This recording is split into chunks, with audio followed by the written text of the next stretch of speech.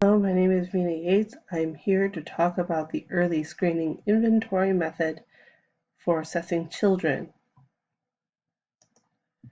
The goal of the ESI screening is to identify children who might have learning problems or delays, and to see if they need further testing or evaluation, and also to see if they might need special education services.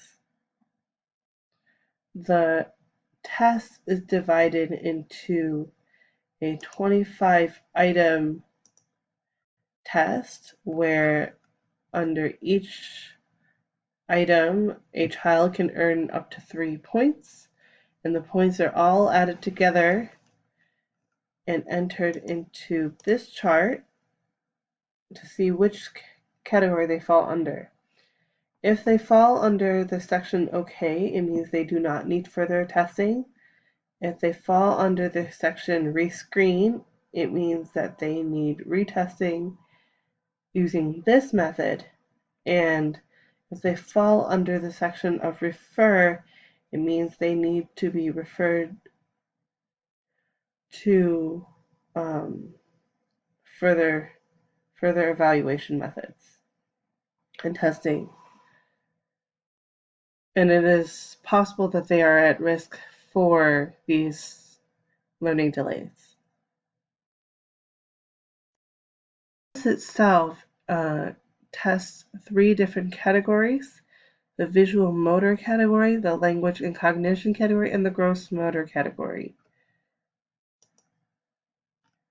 And each of these categories can be broken down. The visual motor category is there to test children's ability to visualize an idea and see if they can recreate it by manipulating objects.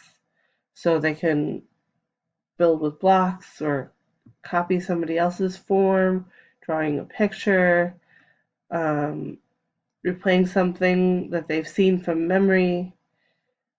The next section would be language and cognition, and here they would test their recognition and understanding of what certain objects are, if they can pronounce the word, if they can describe what it looks like or how it feels or what it's for.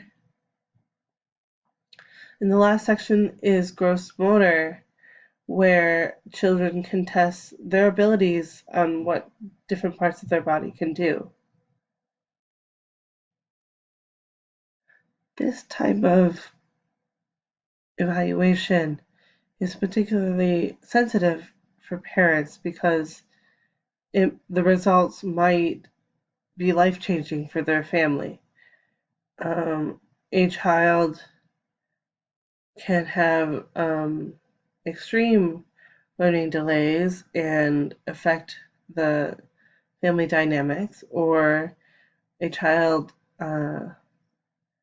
might have minor delays and they need some minor forms of therapy that can help them be successful in school in the future. This kind of testing can play on some of parents' fears and concerns, and parents might be concerned that their child is being tested for these type of results. So it is important to inform parents of the upcoming assessment, and then they can receive a copy of this letter, which will, after the testing, contain the results of the test. So to show the parents exactly how their child will be screened. And the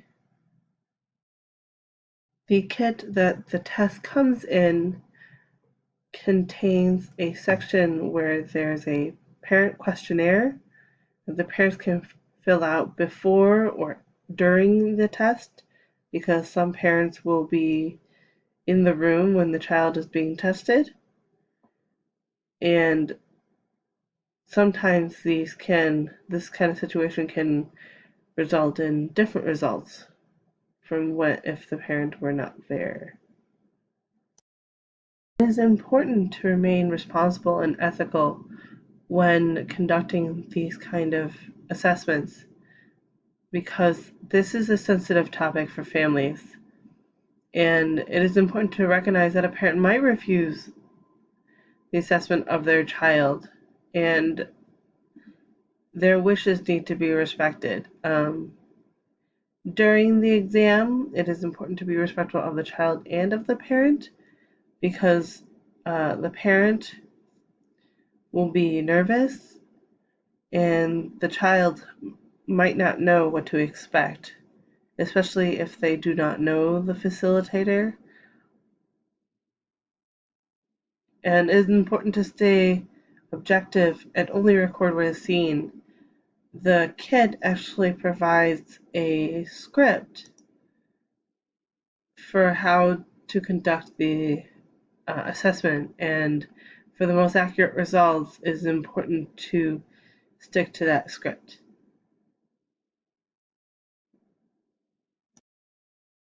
For students who fall under the refer or the rescreen category, it is recommended that the results are given to the parents in person, especially if they fall under the refer category, because the parents will need more information on what additional evaluations that their child might need. If they fall under the rescreen category, it means that it can mean that the results of the previous test were not accurate, and in order to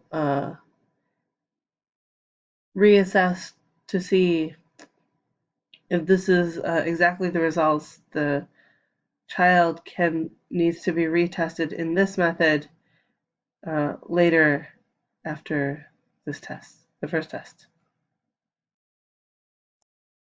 After the test is given, the results of the test are then given to the parents who can use the results to ask professionals on what their recommendations are, or this can be given to the school to have information on the child so that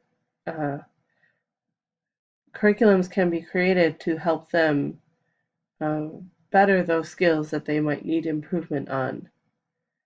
And the results of the test will be most accurate if the test is objective.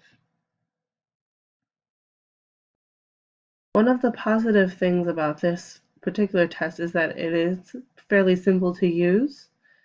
By simply entering a number of 1 or 0 through 3, the results are compared to each other, and sometimes parents can. The results of the test can also be put together in a class composite to see what areas of the class need to be improved to create a better curriculum. Some of the weaknesses of this test are that it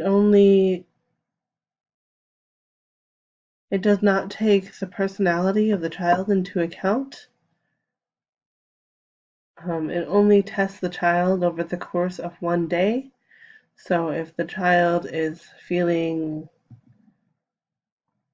sick that day, if the child is nervous, if the parents are in the room, the most genuine results might not be achieved.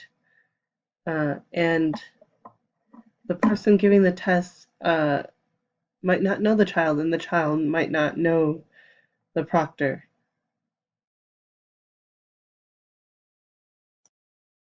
Children can benefit from this type of screening because it can show what the child's strengths are and what areas that need to be improved.